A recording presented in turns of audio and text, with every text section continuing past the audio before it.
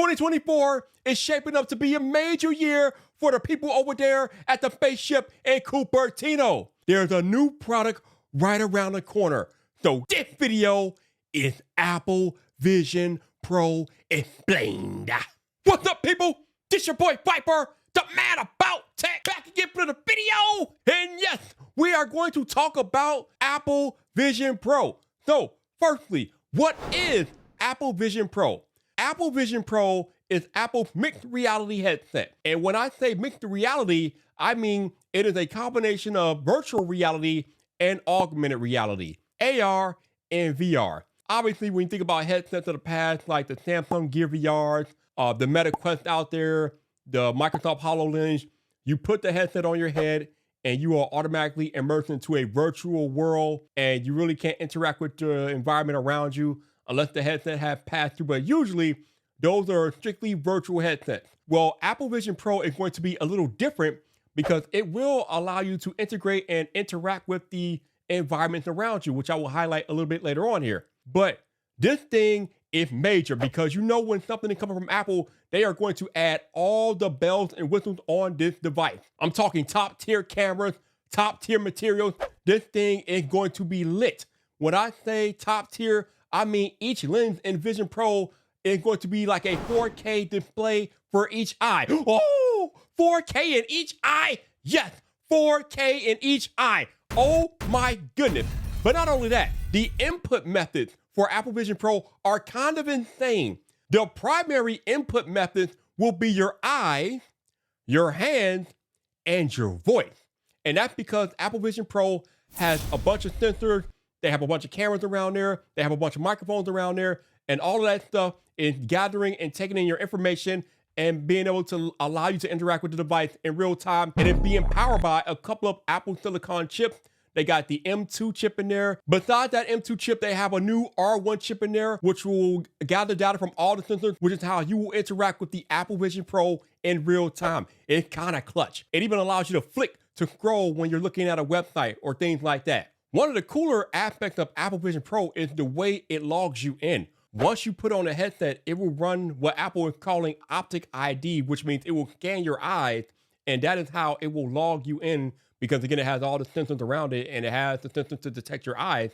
Wow. Now, it's important to note that the Apple Vision Pro will be its own independent device, meaning that you will not need a MacBook or an iPhone or an iPad to run the device. As I just highlighted, it has onboard CPUs and different things like that.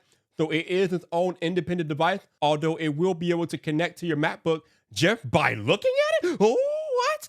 Yes, it can connect to your MacBook by looking at it. And obviously, it'll be able to connect with your iPhone and iPad as well for iMessages and different things of that nature. One immediate potential downfall for Vision Pro, though, is the materials that it's made with. According to Marquette Brownlee, who's had time with the device, it's pretty much made of metal and glass, which makes it apparently pretty heavy on your head. So how long will you be able to last wearing something that heavy on your head? It kind of reminds me of the AirPods Max that I have.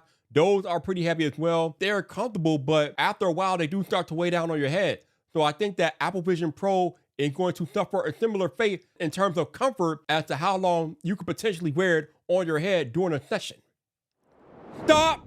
Yes, I'm talking to you. You're probably watching this video and you're not subscribed to the channel. And you know how I know you're not subscribed? Because only 11% of y'all are subscribed to the channel according to my numbers. So if you want some more of this Apple goodness, and I know you do, go down there, hit that subscribe button. It's the white button. It's probably glowing right now if you have an iPhone or an iPad, so you can join the man about tech. But Viper, what does it do? What features does it have? Well, I'm glad you asked. So Apple calls it spatial computing. MKBHD broke it down into 3 categories. You have computing, you have connections, and you have content. So in terms of computing, basically you'll be able to use the Vision Pro as if you were using a web browser on your MacBook or PC, whatever. It will allow you to browse Safari in that virtual environment, different things like that. Maybe check your email. The other use for Vision Pro will be connection, iMessage, FaceTime. Yes, you can make a FaceTime call, and it's kind of weird because it scans your face. So when you are connecting with somebody that doesn't have a Vision Pro, what they see is like a virtual avatar of you when they're talking to you on FaceTime. Kind of weird, but Vision Pro will have the capability to FaceTime your friends and family. The big thing for this headset though, and what will ultimately make or break its success, content. And when I say content, I'm talking about things like movies, games, apps, different things like that. And this is largely going to be on the developers that are developing for Vision Pro to make content that will maximize the device's features and capability. So Vision Pro is kind of crazy because apps literally live in your environment. Again, I told you earlier, this is a mixed reality headset. So you can have like a home screen that basically look like it's in your living room. Kind of nuts. Again, you could just look at what app you want by looking at it, like literally your eyes are being tracked. And then if you want to select that app, you just pinch on it like that, and then the app is selected. So with this type of capability, you can watch movies in your own current environment, or you can make it like an actual virtual reality headset and use what Apple calls environments and just watch your movie in a different environment. Maybe you want to be on the beach, maybe you want to be on the moon watching a movie. Whatever you want to do, I think you'll have that capability with Apple Vision Pro if you want to escape your current environment. But if you got kids, family, and you want to stay in your current environment, you can still watch a movie in your current environment and still be well aware of what people are doing around you as you watch that movie. Not to mention the fact that you can watch that movie on a very big display, like a 100-inch screen or something, and you can actually resize the screen in Vision OS. And it's just amazing what this thing is going to be capable of.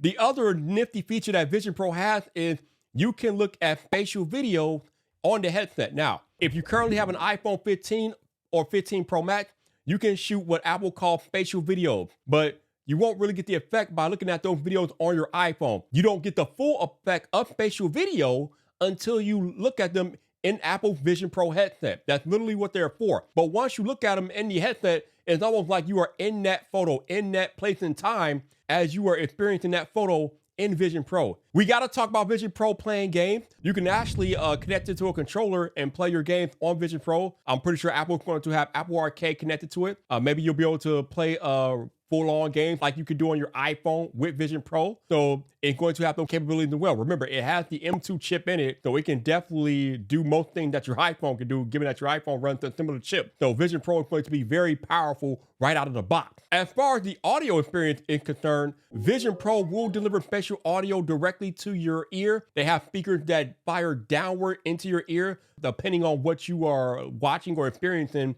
The audio, maybe spatial audio, it might be something else, I'm not sure, but it does have the capability to shoot that spatial audio to your ear to help you immerse you in that experience. And of course, if you have a headphone or earbuds like AirPods Pro or AirPods Max, you can put those on probably as well and experience your audio that way too. The one knock on Apple Vision Pro as far as the experience goes is the battery life. Now with Apple Vision Pro, you will have some type of external battery that you can carry around with you, which will allow you to walk around and travel with the Vision Pro if you want to do that. However, the battery life is only set to be 2 hours. Oh, I don't know if I like that. That's kind of low. However, it does have a USB Type-C port on the battery, so theoretically, you can plug it into the wall and get infinite session time if you want to station yourself near a wall outlet.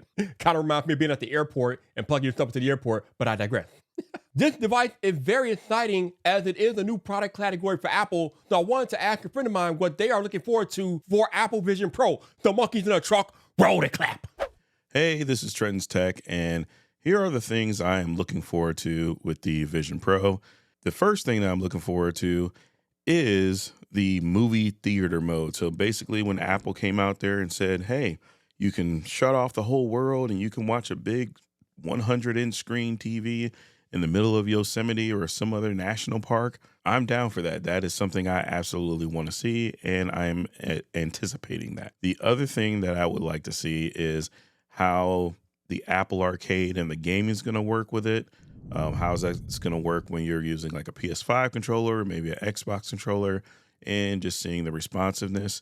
And the third thing that I want to see is the multitasking. So doing things as far as like editing a video using the Vision Pro, or having multiple windows open, or even watching sports or any other type of immersive content. That is what I'm looking forward to with the Vision Pro.